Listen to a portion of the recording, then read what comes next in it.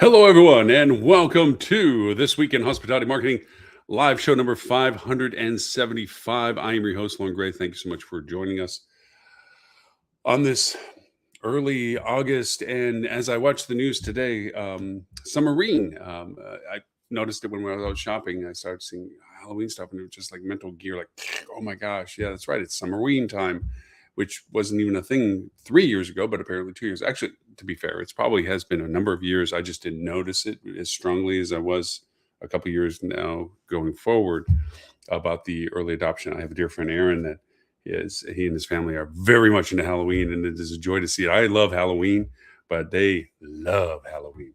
Um, and so he always, every time I see Halloween stuff, I'm snapping pictures and sending to him. It's like, dude, do you have one of these? Do you have one of these? And he'll tell me how he's got bigger, better, or whatever. So, anyways, it is that time of year. We're also in the throes of back to school, retail side of things, US side. Um, and of course, the gearing up of what school will be starting at the end of this month, or actually in the midst of progressively forward school will be starting, depending upon where you are in the country for that. And then weather, of course, being what it is with in the United States, the fires to the west and the storms that have been going through the Midwest and um, South, but mainly Midwest and Northeast at this point. And then Puerto Rico, they're dealing with water shortages that are amazingly extreme. And in Europe, my gosh, finding woolly mammoth bones at the bottom of the Danube because the water is lower than it's ever been that they've ever known it to be. Pretty scary weather conditions in that, and tremendous water restrictions. And in Europe, especially, we're seeing it in the news, how that affects commerce because the rivers are used so predominantly for commerce, the moving of goods and services, kind of, well, cruise ships kind of stuff, river cruises, but commerce and the restrictive ability to get product to market and so forth. But anyways, now that I've painted such a terrible gloom and doom to all of this, it is still from our side hospitality marketing that we need to speak of. And our topic today actually came out of an inspiration of a conversation that has happened, but recently happened and came to a kind of a fruition point about data.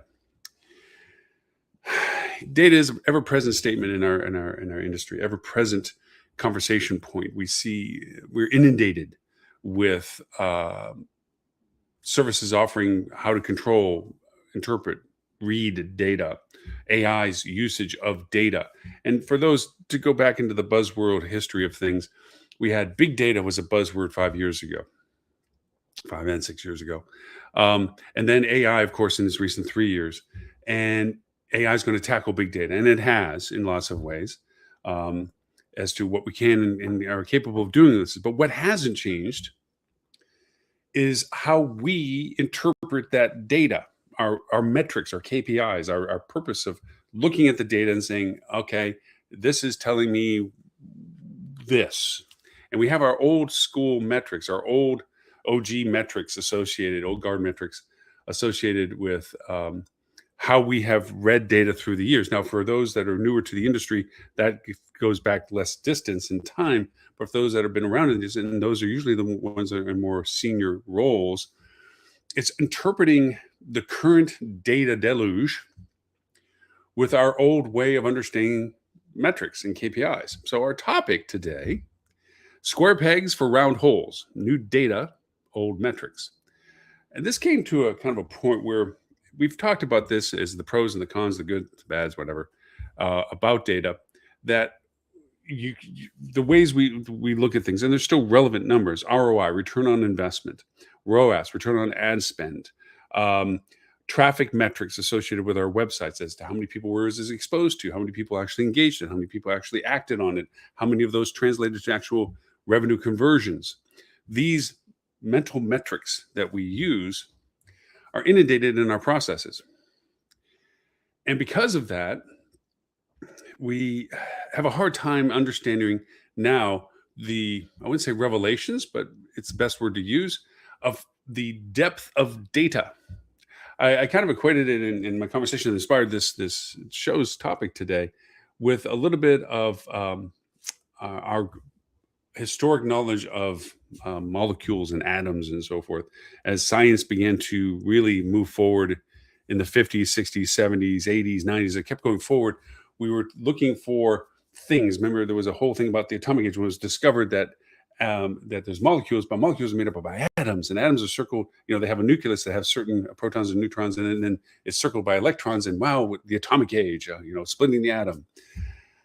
Now we're into quantum theory and quantum mechanics, where there's much smaller things than that comprise those things, and understanding what they are and what they're for and how they relate to everything else is the current progression of understanding quantum mechanics. I'll get back to another quantum mechanics analogy later.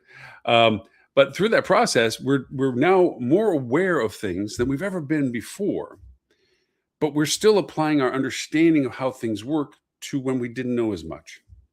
Case in point, our KPIs. Case in point, how we measure metrics, ROI. I've condemned ROI, that if everything goes through this filter of ROI, so many good campaigns or borderline campaigns, we've had shows about borderline campaign expansions and so forth, ad campaigns and so forth, get lost because they fall below the threshold of what's considered acceptable return on investment. This is too low. It breaks our EBITDA line, or it breaks our net profit line. And those lines we don't go below because now it's not making money for us. It's costing us money to make that money. And some are very valid points in that sense, but then you add the dimension of time or cash flow. We've had both of those shows and conversations in the recent weeks of cash flow being a main driving force in budget, in strategy, and budgets as well. That we now know that there's variables, there's dimensions to it. And this goes back to my another quantum mechanics analogy. Quantum mechanics is that anything is in a state of possibility until it's observed. At that point, it commits to that observation. And that's true in the sense that until we see it, it doesn't actually have an action to it. So data, when we look at it, is data until we look at it from an observation point of view of what it is that the data is representing. At that point, it becomes a focus or a value. I would add to the observation value that observation creates the usage of it to a matter of perspective. How we see what that data is saying is just as important as being able to see the data. I'm just full of analogies today, which I usually am.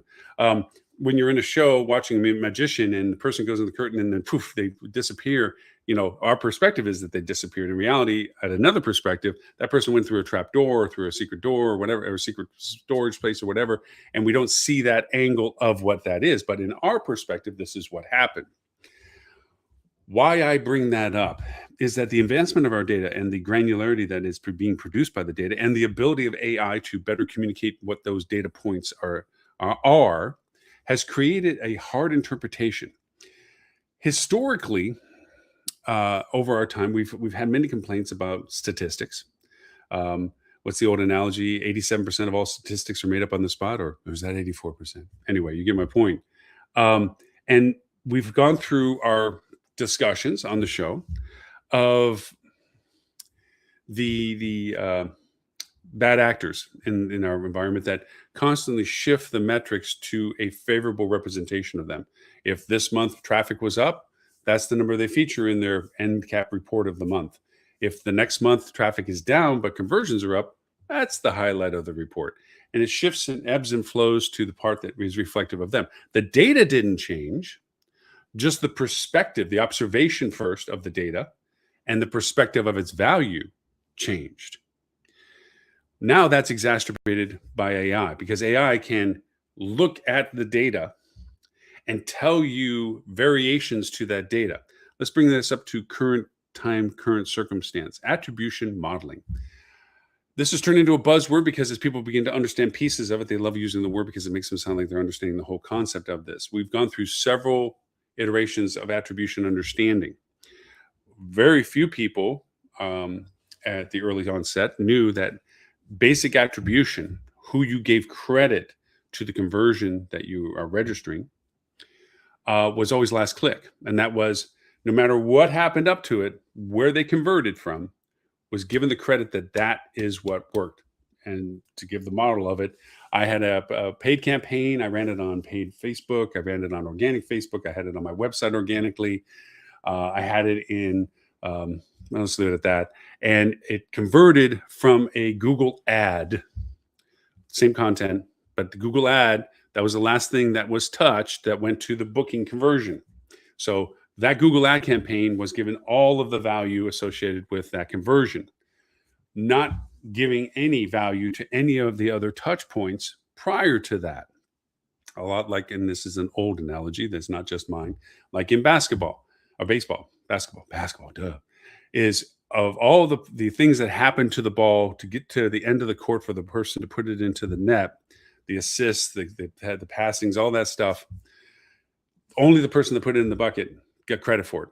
Everybody else did not get credit for it. And quickly people realized that that wasn't a good interpretation of understanding what influenced that conversion. We only registered when the conversion happened from where it happened and gave it too much credit to it. So then, to Whiplash, they said, where's the first time that people touched our ad or our information? And we give first click attribution, meaning what's the inception? What was the spark of what we did that started this whole pathway that made this person purchase with us? And so we had first click attribution. Keep in mind, and this whole time, the data hasn't changed. This has been going on. But as we began to find the data, as we began to say, well, what was the first time they clicked? What was the last time they clicked? We were acquiring. So kind of in my analogy about the atom is first it was molecules. Oh, now wait a minute. No, molecules are made up by atoms. And so we're progressing down that path of what are the pieces? The next piece to this was what happened in between first click and last click. And that's the third most active data attribution model right now, which is linear data. And that is all of the touch points are then distributed as being a contributing part of the final value. So if this conversion started here, ended here, and it went through another 8 touch points, all 10 were given equal value. So you get to see all of the pieces that were contributing to the conversion. Great, but still not all the data that's available. We still aren't observing all the data. So what came up next was frequency. How often? It's one thing to say that this is the start and this is the end, and it's easy to say that these are all the things that were touched, but each of them just didn't get touched once.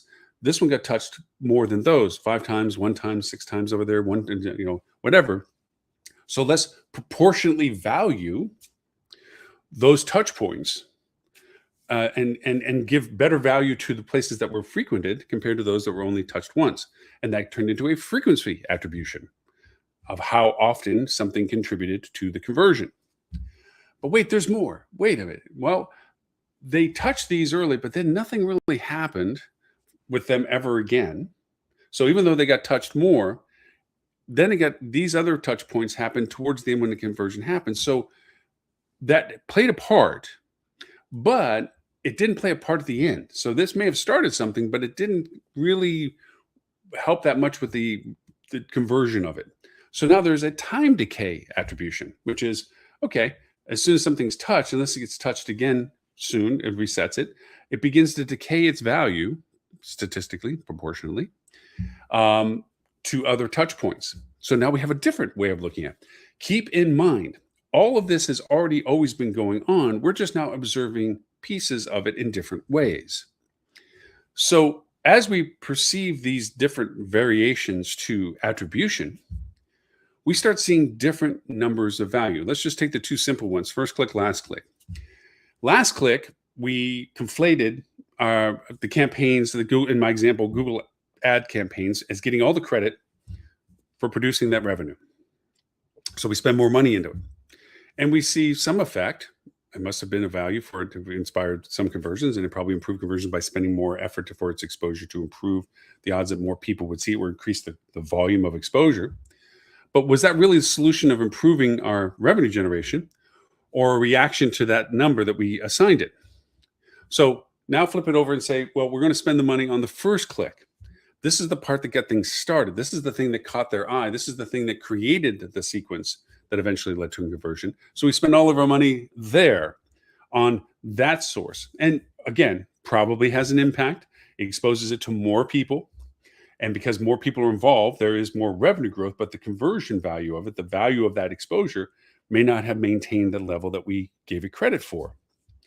So they do impact, but was that the best answer to what we do to improve optimization of the revenue of that attribution? So then we apply all the other metrics we just talked about, the data line, the time, the frequency, the time decay. There's combinations of those, all that. And every time we make these combinations, we think we're smarter at understanding where we need to place our money. If we added all of those in together into a hodgepodge, we could see impact values of certain platforms for certain things at certain times for certain plurality.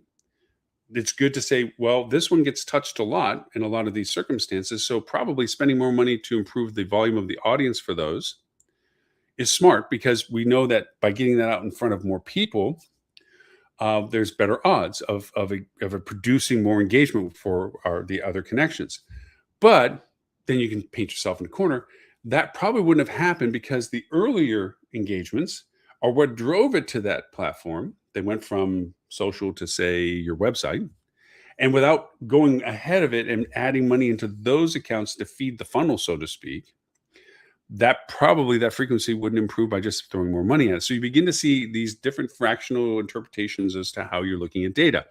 Again, the action hasn't changed. It's our observation of the data and our perspective of the data that is under constant evolution. All of these things have been going on by the users. The users have been doing what they've been doing, and each user has their own way of doing it. But our understanding of what they're doing is constantly changing. Our observation of it is constantly changing. And our perspective, our angular look at this, is always interpretive to what we're wanting to look at it for. I only gave one circumstance. We're looking to improve revenue yield out of this attribution string that we have. We have this campaign. We can see where they incepted in, okay, the nexus of it, and we see the content that it was there, and we see the interactions that happened, and there's variations to all of that and frequency variations to all of it. But here in general, this is the arc of all that it is. So now we have AI, and we say, hey, AI, I'm racking my brain trying to understand all this data. Tell me what I should know about this attribution. AI is going to go and look at relevance of each to the other. But then if you define what you're asking AI to look for, it's going to begin to echo what you were already looking at it for in that way. I want to generate more revenue. Well, this one was touched more. This one was the last place that they touched before converting. This is the first place that they touched. This place got touched towards the end or hardly at all between the beginning and the end. So that one maybe not be. And it can be interpretive, and it can be valuable, and it can give you other variations to what you're already thinking, but it's pretty much going to echo what you're doing. Also, knowing that AI is a function of algorithms is a lot like statistics. If you skew what you're looking at and only look at the things that are affirming what you're doing, you ignore the things that are against it, the minority report, so to speak. And because of that, you get reaffirming, you begin to believe what you're already looking for is correct. AI does the same thing. Also, if you don't prioritize, and this is a old school statistical thing, if you don't prioritize the value of the subsets of the items that you're putting into your statistics, you don't say this is more important than this, that's more important than this, whatever, then you get this ambiguity that comes out of it. Everything's the same. Everything has an impact. Everything has a mutual impact. Very little is discerned other than you're just lucky that this happened and that ended up happening, because there's so many variables that you just stuffed into it. You can't tell which one's better than the other for it. So going back to our topic focus of this new data that we have, this exposure to these levels of variations of data and our old metrics to it, is that we're trying to take this adaptive, progressive understanding, observational understanding of data, and then we're taking it, ripping it right out and saying, well, what's my ROI? Wow. It's hard. And I'll give you a good example that just recently came up in a conversation as to being able to answer that question without it sounding like I'm skirting the answer. OTT, to give you an old school, we have three basic aspects of what we call the funnel. We've been talking about funnels for 24 years. And basically the premise of it, is the top of the funnel is big and large because that is a large audience of people.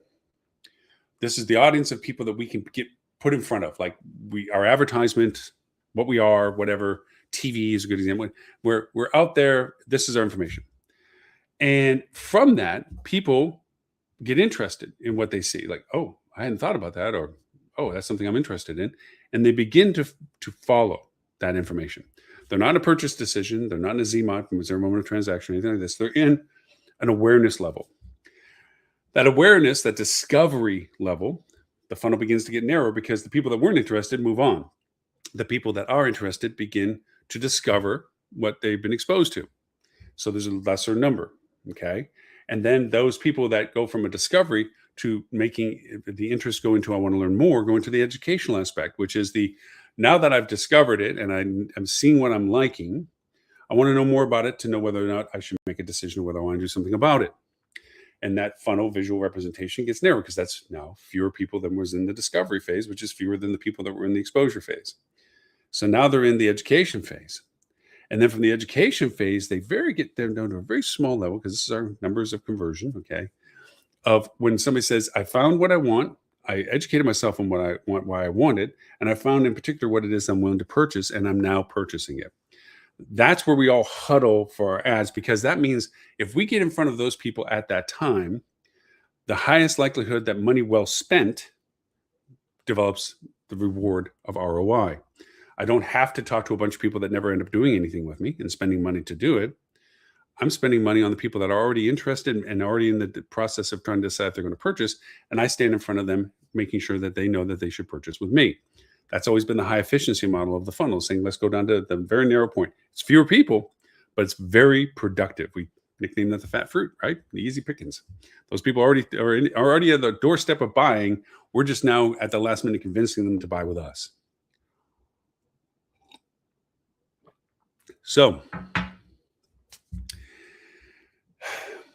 up in the funnel, in the larger numbers, it's less productive, but incredibly influential. If you can be more present in the discovery phase, then you're more under consideration as they begin to descend into education. They've already become familiar with you more often. They're already equating you with what they're interested in. So that trickles hopefully towards them wanting to know more about you, the education aspect of which kind of leads them in that you went to the wellspring of the river first, and you got them engaged with you, and where they didn't look farther than you as much as they could have, and instead kept you in their front of mind all the way to the point where they end up purchasing something. That's a very expensive path, because from an ROI perspective, above the education level, it turns less than 50-50 sometimes that it's rewarding for the money that's being spent. So when you're looking at attribution, you're trying to understand better what people did to purchase with you so that you can safely or more reasonably, statistically be more relevant by choosing how to talk to people higher in the funnel, where it doesn't cost you as much to talk to people that won't do anything with you as it is to better target the people that are most likely to want what you eventually have. That's where all this attribution comes in. Where can I be? Now, with that, going back to our statements of attribution, first touch is a much higher priority of interest for you at this kind of conversation level, because you want to know what it is that engaged them. You want to know about the people in that level to know where they may have demographically, geo been from, their demographics as to their age categorization or whatever. Of course, the time of year has a relevance to it. There's lots of variable targeting factors that go into your understanding of how this inception point started, and you want to replicate that. And of course, if you have good tracking and you have information about how people engage with you and what channel they engaged with you on and what they engaged about, then this is something that then can be reconstituted into custom audiences to replicate that process and create a better efficiency of the money you're spending at that level. So that's the premise of why all this is going on. Let's talk about the problems of understanding the data. OTT, over the top television, which is the upper funnel. I'm putting out TV ads, as well as I think I'm targeting them on geography from previous feeder markets, or demography as to the people that would be most interested in the content, family generated travel. So I have a family generated video or whatever for TV, and I'm putting it on family generated programming so that I'm targeting that audience. You're still top of the funnel, hoping to get engaged at the discovery phase of your audience that you think is most interested in what you have to say at a time that they haven't quite begun to go through the process of purchase and what they're interested in eventually doing. You're trying to touch that high level. So OTT has your campaigns. You have your individual campaigns. And those campaigns are shared with your other campaigns in the sense that for efficiencies of understanding your audience, as in all advertisement, you have who those ads are engaging with. And that's all on a targeting that you say, I'm sending these 10 ad types to these geo markers, these demo markers, okay, with this ad or that ad, A/B testing, varied testing, whatever. But these are the multipliers, okay? This is what I'm sending out to them. So this is coming back. This is my engagements. These are my views. If there's a call to action, these are my call to action engagements. All of that's there. But here's where it gets a little wonky. ROI. So let's take 1 out of the 10 campaigns, just campaign A. And on campaign A, you've spent X dollars. I've spent this much on it. What's my ROI? Now it gets a little funky because the interaction of campaign A is tethered and related to all campaign B, C, D, all the 10 campaigns because the audiences are shared. What now you're doing is interpreting the volume of campaign A's engagement in contrast to the campaign engagements of all the other campaigns that are running under the same audiences. So if 10 ad campaigns are running out and campaign A represents, if you figure 10 campaigns, that each one represents or should, fair market of their ad, represent 10% of the total traffic. So if campaign A is registering 30% of the traffic, oh my, well, that's resonating. That campaign's doing well.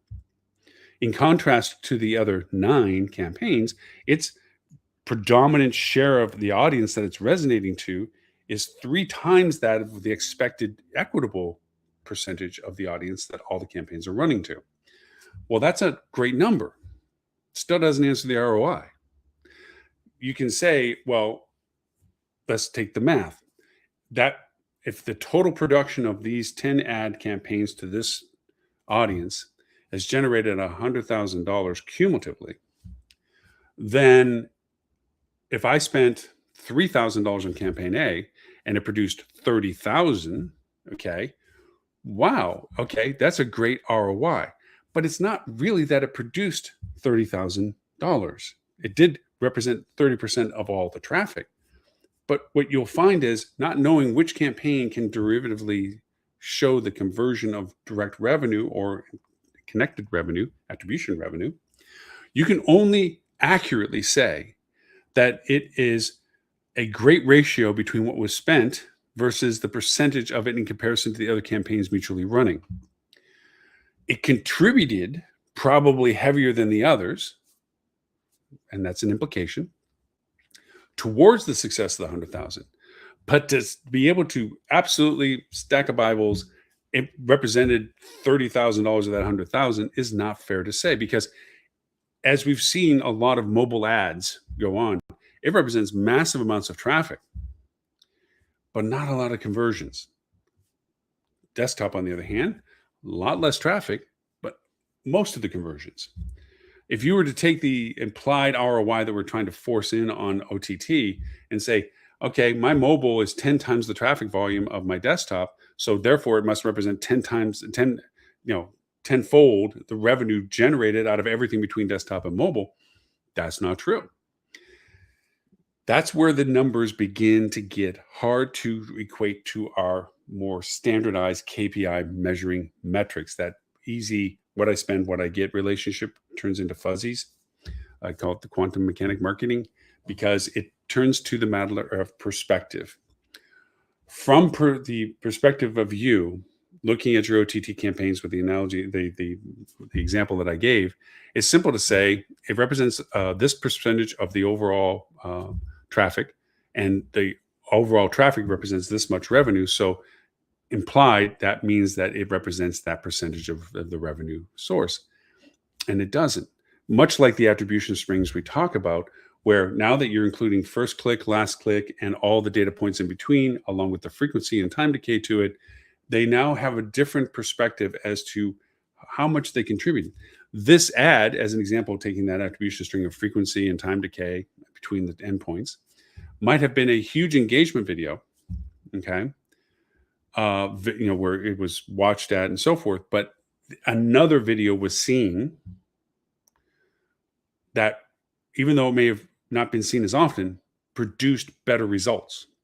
But because all of the ads are now working collaboratively, which good campaigns do, you can't just separate individual track performances that only these ads showed it, so only these ads have this revenue. It's market isolation, and it doesn't always work in platforms like OTT or any upper funnel, really. You can take any upper funnel application and you get very fuzzy, because what you're doing is you're presenting yourself out there on a variety of channels under the same medium, and they have a contributing factor to what the endpoint is, but a non-defined specific value as to how they contributed to the entire spectrum of what was done to the conversion.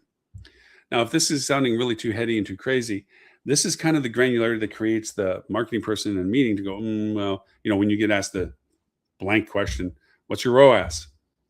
Well, if you look at the total revenue and our total spend, that's a functional ROAS. If you look at isolated ad campaigns to determine if this ad campaign is relative to the value success of it, you have to imply that that means that the proportion that it represents is also a proportion of the revenues generated. And that's not a true statement. Now, agencies that have no real concern of that accuracy will love to amplify that number and say that this campaign was the reason for it, when in fact it may not, because that may make a poor action decision of we'll spend more money on that campaign in particular, when that's not the driving campaign. And then they wonder why there's ambiguity as to its results. That's where the falter and fall comes from. So an understanding that there's dimensions to the metrics now that didn't exist before, the molecule to the atom to the quarks, okay, is part of the process of having a better understanding of how to ask better data understanding questions. Applying our old metrics to these data sets now often doesn't translate cleanly as they once were created for. It doesn't mean there's not relevance to them. There is still relevance to ROI. There's still relevance to ROAS. I know I bang on ROAS all the time as being a marketing specific metric compared to the genuine KPIs, which may be revenue goals or occupancy goals or what have you, or cash flow goals. But it's still an accurate measuring stick as to the performance of association of campaigns and channel types and segments within them, to understand value relationships between them. This one has a better ROAS than the other. That's an easy thing to say with the number. What is harder to say is the relevancy of that data being useful under the context of that clarity of cost and expense and revenue only. Because if you're going to make decisions strictly on that contrast, you're going to begin to lose some of the better insights that data is now providing you by saying, in this circumstance, this level of data, going back to the OTT, is relevant to the volume that it produced, not its revenue that was produced. Its contribution in combination with the other items or the other ad campaigns is what produced the final revenue. If we want to, we can see by multivariate testing, which is painful but learnable, take out what we think is the influencing factor and see if it influenced it at the level we thought it was. If it didn't, then we know that that would not have been a good choice to dedicate ourselves to. If it did it make the change as much as we thought or implied the value of it was? Again, another useful metric. It did have an influence, but not as much as we thought. It reduced it by 10% total traffic. So 30% contribution to the overall traffic, taking it out only reduced the revenue generation by 10%. So now we have maybe a more workable metric as to what that influencing of that ad type was. Now we can look at the content that was there and say, or, is there something unique about this that gained interest but lack of conversion? And by the same token, we can apply that to each of the other ad types to finally find out which ones at what sequence were producing the higher conversions that made the relevancy. We can put it into a ranking of charts. So like, out of these 10 ad campaigns, this was the best converting, because we A/B test everyone out at an individual time. This was the best converting. This was the next one, and this was the least. In the inversion of it is saying, and these are the volume influencers, which we already have.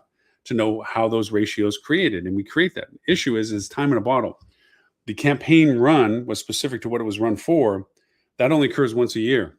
Maybe this, whatever you're running it for. So it's hard to go through the A/B testing with that many multivariants to eventually 10 years later, if you had to do one at a time, only once a year, to know what the strategy of is, because then the world's different anyway. So a lot of it has to be based on relevance and impact value from what you're seeing. If you had one ad campaign that was generating that much percentage traffic in comparison to the others, you do have to make some assumptive value, but you can do very quick tests to see how influential that is. If you drop it for a number of days and you see the drop concurrently go with it on the campaign's volume of traffic and revenue relationship, plug it back in, turn the power back on. That one's a solid contribution to this. And from even that one exercise, you get some relevancy of the loss of revenue in contrast to the loss of traffic. You now begin to get a cost of acquisition value that then maybe you can uniformly apply to all of them. That says, based on this, in this campaign, the cost of acquisition for each of these campaigns, when factored against the ratio of traffic to actual revenue conversion, creates of a cost of value that we can apply to them and say, well, this is how we can spectrum out all the different ad variations values. And next year, we can better refine better ad campaigns that reflect cost of acquisition based on what we learned. This is all the crazy stuff that goes on behind the door in the marketing office, trying to figure out how to understand the data rather than genning out some green arrows, red arrows with up charts, down charts, pie charts, and spaghetti charts that says, look at all this crazy stuff and be dazzled by it. This is active, actionable data, and it requires a better understanding of the depth of the data. And more importantly, going to my old analogy of the perspective and observation of it, it's not just to observe the data, it's to change your perspective on it, to understand what you're looking for versus what you're getting from it. And again, looking at attribution, first click has its value for what you're looking for the inception of campaign interest. Last click, where is the point that made the final decision factor, and where in the timeline did that happen, to know, was it an early acquisition decision or was it a last minute acquisition decision? And then looking at the frequencies and time decays in between to understand what had volume impact versus minimal impact towards the end, or how often something, if anything, did get attributed to it. These are all variables. The data hasn't changed. It's the awareness of the data and the perspective of what the data is saying. So what you're seeing now more in business intelligence tools and so forth is not just a choice. First, we went through we'll keep it familiar, everybody. We'll just keep it with last click so you don't feel freaked out that the numbers fell off the planet or changed dramatically, or, last year is so terrible than this year. We kept the numbers the same in the sense of their source of data to keep that continuity of understanding going on. But now we have to crack that veil as well and talk more about other ways of looking at the data. So you're seeing great tools like Flip2 and so forth that are showing you, here's attribution model 1, 2, and 3.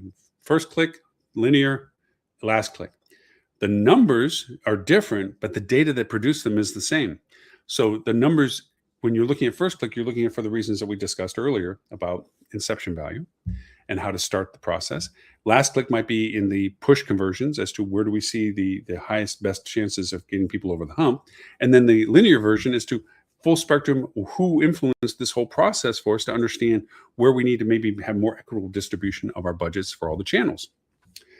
To that end, that is the sourcing of the data that's the most important.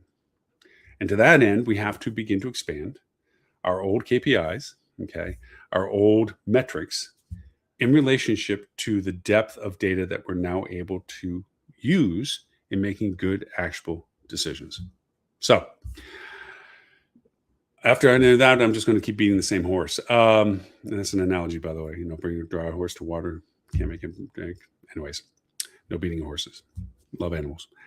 Thank you so much for watching us on our TV channel. We are in 209 countries. We do translate it in 11 languages. I am working on a tool that I just hope it works as well as it is. I might have to change into a Windows computer to do this.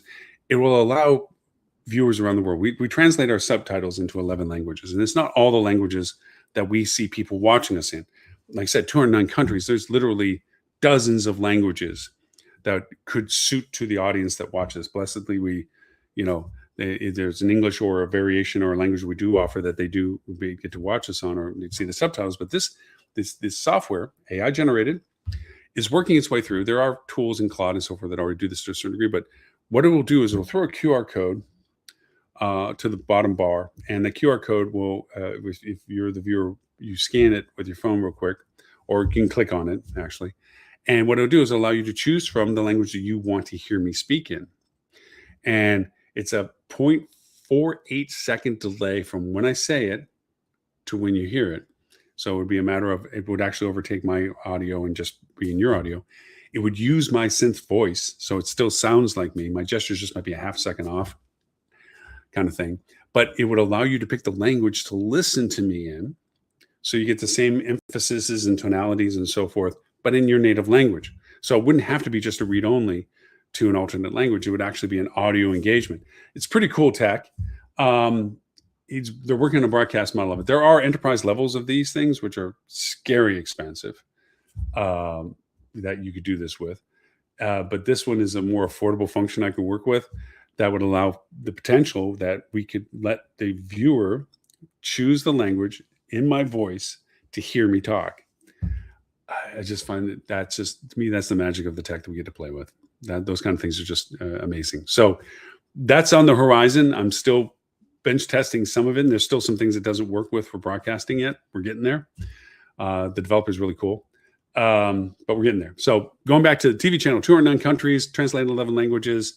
Thank you so much for watching us on TV. There is a pay gateway if you ever want to watch more content, but also our app, iOS or Google Play, just look for Hospitality Channel there. On TV, look for Hospitality Channel if you're not doing it on TV.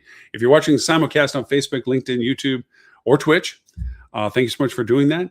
If you have any feedback, comments, suggestions, I had somebody that tell me that their Kindle stick wasn't able to load the show, so I sent that over to the dev team that runs the TV channel to look into why that might be a technical issue. But it should run on Apple, Amazon stick, obviously, Google, Roku's, any smart TVs. Find it in your channels and it'll play. And then, of course, Hospitality Radio. We do a linear audio show, radio station. Has a lot of topics from a lot of great sources that covers marketing, sales, human resources, accounting, operations. Really cool shared podcasts that come through it.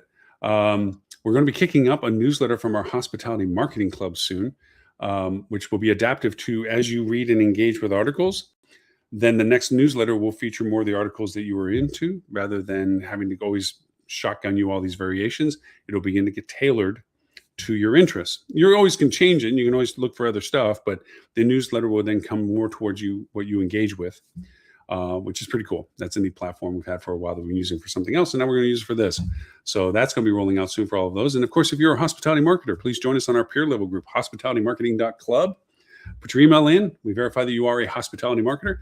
You get to join the peer group and ask crazy questions and talk with some really cool people about how-tos and what-tos and what's going on and what do you think and all the other fun stuff. A good chance to have a peer group to ask those questions that when you ask people that you work with, sometimes just hope you don't, they hope you don't ask questions and they walk quickly away from you.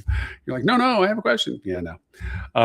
So anyway, that's a great platform to work with it too. So, and of course, our I Love Lucy rerun channel that we have for everything, radio station, TV channel, everything's on this hospitalitychannel.tv. You can search by data broadcast, guest hosts, and or topics, and it'll pull up all the shows. We are in our 13th year. This month is actually rolling over, what is it, third? Wow, 6, 12, yeah, 13. Wow, 13 years. Every week, no matter where we are in the world, always do the show. So you can guarantee we'll be around. And we recast the show 11:30 a.m. Sydney, Australian, and London time on Wednesdays, so our APAC and Mid-East and European friends can watch in a more reasonable time zone for the show. So with all of that, my name is Lorne Gray. I thank you for the privilege of your time and look forward to talking to you all next week.